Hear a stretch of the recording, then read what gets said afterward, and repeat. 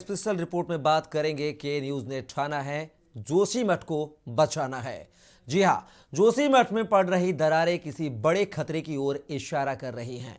यह शहर कभी भी अलकनंदा में समा सकता है, यह कहना है हिमालय पर अध्ययन करने वाले जियोलॉजिस्ट का। उन्होंने सलाह दी है कि राज्य सरकार को तुरंत बिना देर किए जोशीमठ के तमाम लोगों को विस्थापित करना चाहिए। कई दिनों से जोशीमठ शहर में मकानों और होटलों में आ रही दरारों ने चिंता बहुत ज्यादा बढ़ा दी है। अब इसके ट्रीटमेंट को लेकर शासन द्वारा बड़े स्तर पर प्रयास भी किए गए हैं। देखिए हमारी ये खास रिपोर्ट।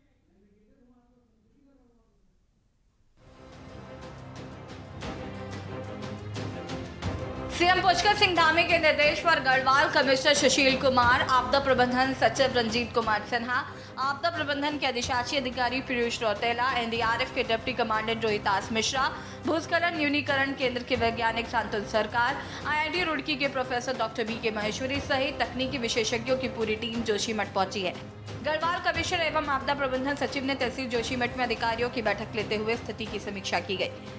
विशेषज्ञों की टीम द्वारा प्रभावित क्षेत्रों का विस्तृत सर्वेक्षण किया गया। धनराशि के साथ ही हर संभव मदद सरकार की तरफ से दी जाएगी। हमारे अनुसंधान करने वाले इस क्षेत्र में है, चाहे हमारा आईआईटी रुड़की है, यहाँ पर वाडिया संस्थान है, हमारे जीआईएस संस्थान है, इन सभी संस्थानों के लोग उस पर काम कर रहे हैं। और भी जिन संस्थानों से हमें इसके अनुसंधान के लिए, इसकी रिसर्च के लिए, कि वो स्थान खोजने के लिए कि आखिर क्या कारण है, उस पर काम चल रहा है और जो ज़रूरत होगी उसके हिसाब से सभी से इसमें मदद मांगी जा रही है। दरअसल जोशीमठ में 500 से अधिक घरों और भवनों में दरारें आ गई हैं। स्थानीय लोग जोशीमठ की पहाड़ी के नीचे सुरंग से होकर गुजरने वाली एनटीपीसी के निर्माणाधीन तपोवन विष्णुघाट जल विद्युत परियोजना को भी जिम्मेदार मान रहे हैं, लेकिन शासन स्तर पर इसको दरारों का कारण नहीं माना गया। नगर में कुछ लोग ऐसे भी हैं जो दहशत के चलते खुद ही दूसरी जगहों पर शिफ्ट हो गए, लगातार अपना विरोध भी जता रहे हैं। पिछले 2 वर्षों से जो भूदशाओं की स्थितियां थी वो निरंतर बढ़ती हुई आ रही थी, लेकिन उसमें कुछ एक न्यून सी बढ़ोतरी हो रही थी और लोग इसको नज़रअंदाज करते हुए अपने बातों को तहसील प्रशासन तक और नगर पालिका स्तर तक पहुंचा रहे थे। लेकिन पिछले कुछ दिनों में देखने में आया कि बहुत ही तीव्र गति से ये दशाओं की स्थिति बढ़ी है। लोगों के घर टूटने लगे हैं, लोग घरों में सुरक्षित नहीं रह पा रहे हैं। तो उसको देखते हुए जोशीमठ बचाओ संघर्ष समिति, जो पहले से भी इस भूदशाओं के संदर्भ में पहले भी आंदोलन कर चुकी है, तो उन्होंने फिर से एक निर्णय लिया है। जोशीमठ बचाओ संघर्ष समिति पूरे जोशीमठ की संघर्ष समिति है, सभी लोगों ने मिलकर एक निर्णय लिया है कि एक आंदोलन को फिर से उठाया जाए। और वो आंदोलन में कल सबसे पहले मसाल जुलूस जो कल रात को हुआ था, एक छोटी सी कॉल पे पूरा जोशीमठ एकत्रित हुआ है।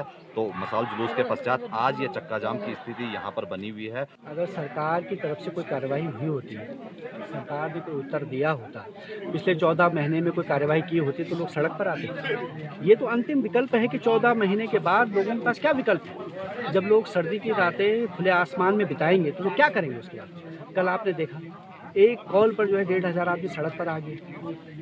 तो इससे जो है स्थिति की संवेदनशीलता का, गंभीरता का पता चलता है। लेकिन सरकार जितनी स्थिति संवेदनशील है, सरकार उतनी असंवेदनशील है, सरकार उतनी गैर गंभीर है। मुख्यमंत्री सुनने को तैयार नहीं है। जोशीमठ में हो रहे भूदसाव को लेकर संत समाज भी चिंतित है। ज्योतिष पीठ के शंकराचार्य स्वामी अभिमुक्तेश्वरानंद ने जोशीमठ के हालातों पर चिंता जताई। उन्होंने कहा कि जोशीमठ में जो भी हालात है वो चिंता का विषय है। यही कारण है कि उन्होंने अपने सभी कार्यक्रमों को रद्द कर दिया है और खुद जोशीमठ पहुंच रहे हैं। स्वामी अभिमुक्तेश्वरानंद का कहना है कि उन्होंने राष्ट्रपति, प्रधानमंत्री, गृह मंत्री, मुख्यमंत्री को जोशीमठ के हालातों के बारे में पत्र लिखकर सकारात्मक पहल की मांग की है। उन्होंने जोशीमठ को नुकसान पहुंचाने वाले कारणों का पता लगाने और जोशीमठ जैसे ऐतिहासिक नगर को बचाने की अपील की है। स्वामी अभिमुक्तेश्वरानंद फिलहाल अपने जोशीमठ आश्रम के लिए रवाना हो गए हैं। देखिए, हम तो बहुत चिंतित हैं। हमारा तो मन ही नहीं लग रहा है, इसीलिए हमने अपने सब कार्यक्रम आगे के कैंसिल कर दिए हैं और हम इस समय जोशीमठ के रास्ते में ही हैं, वहीं जा रहे हैं। हमको लगता है कि इस समय वहाँ पहुँचना हमारे लिए ज़्यादा अच्छा होगा, हमको ज़्यादा संतोष होगा वहाँ के लोगों के साथ खड़े होने में। और जो कार्य हो रहे हैं सेवा के मठ की ओर से, वो तो हमारे ना जाने पर भी चलेंगे, लेकिन वहाँ पहुँच करके हमको मन में संतोष होगा, इसीलिए हम वहाँ के लिए निकल चुके हैं। जोशीमठ आपदाग्रस्त इलाकों में कुछ ऐसे भी परिवार हैं जिन्होंने अपनी जिंदगी यहीं गुजारी और यहीं सब कुछ समर्पित करने का फैसला लिया, लेकिन आज यहाँ के लोगों की आंखों में आंसू छलक रहे हैं क्योंकि उन्हीं के सामने तबाही का मंजर साफ दिख रहा है और आंखों से आंसू छलकते पूछ रहे हैं इस बात को लेकर भी कि अब जाए तो आखिर जाए कहाँ। बेघर हो गई हूँ, जिंदगी भर की कमाई सब खत्म हो गई। यार हम तो यहाँ आपदा में फसल पड़े हैं, क्या किया जाए? कहा जाए जब से हम ससुराल शादी हुई मेरी तब से इधर हमने सब अब न खाए न पिया कुछ काम करा, इतना बड़ा बनाया, ऋण कर्ज निकाल, फिर सब खत्म हो गया, क्या कर। वहीं जोशीमठ में भूदसाव को लेकर विपक्षी दल भी सरकार की हर गतिविधियों पर नजर रख रहा है। कांग्रेस प्रदेश अध्यक्ष करण महारा ने यह साफ कर दिया है कि लंबे समय से वहां के लोग भूदसाव को लेकर कई बार सरकार को सचेत कर चुके हैं, लेकिन सरकार काफी देर से जागी।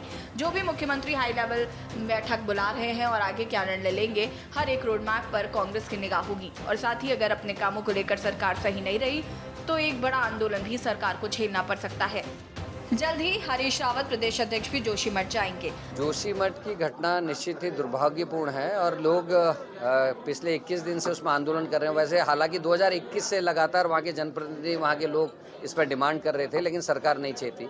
अब जब वहाँ मसाल जुलूस निकलने लगे हैं, लोगों के घर टूटने लगे हैं, आवाम की जान को खतरा है, तो अब सरकार चाहती है और आज एक हाई लेवल कमेटी बुलाने की बात कही है। हम उनके रोड मैप पे हमारी नज़र है, क्या वो करना चाहते हैं, किन लोगों की वो मदद लेना चाहते हैं, किन साइंटिस्टों को वो लेना चाहते हैं, ये जांच का विषय है। आपको बता दें कि लगातार के न्यूज इंडिया जोशीमठ को बचाने की मुहिम में हर प्रयास कर रहा है ताकि जनभावनाओं से जुड़ी बात सरकार और उच्च अधिकारियों तक पहुंचते हैं। यही वजह है कि लगातार इस मुहिम पे हर संभव प्रयास सरकार के साथ साथ अन्य दलों को भी देने की आवश्यकता है, क्योंकि जिस तरीके की भयानक स्थिति जोशीमठ पे देखने को मिल रही है, ये चिंता का विषय है। हालांकि सरकार ने वहां से सुरक्षित स्थानों पर रहने के लिए स्थानीय लोगों को किराए के हेतु कुछ धनराशि की भी घोषणा की है, लेकिन सवाल अब ये उठता है कि इतनी बड़ी संख्या में रहने वाले स्थानीय लोग उस धनराशि से क्या किराए के मकान में कब तक रह पाएंगे और आगे की गुजर बसर के लिए सरकार उनको रोजगार के लिए कुछ मदद करेगी। कई ऐसे अनगिनत सवाल हैं जिनके जवाब अभी बाकी हैं, लेकिन इसमें भी कोई दो राय नहीं कि जोशीमठ एक बड़े खतरे की जद पर खड़ा है। लेकिन इस समय सिर्फ मुहिम यही है कि वहां के लोगों को सुरक्षित स्थानों तक पहुंचाया जाए और जोशीमठ को बचाया जाए। जोशीमठ से अपने सहयोगी अनिल राणा के साथ देहरादून से राजेश वर्मा की रिपोर्ट।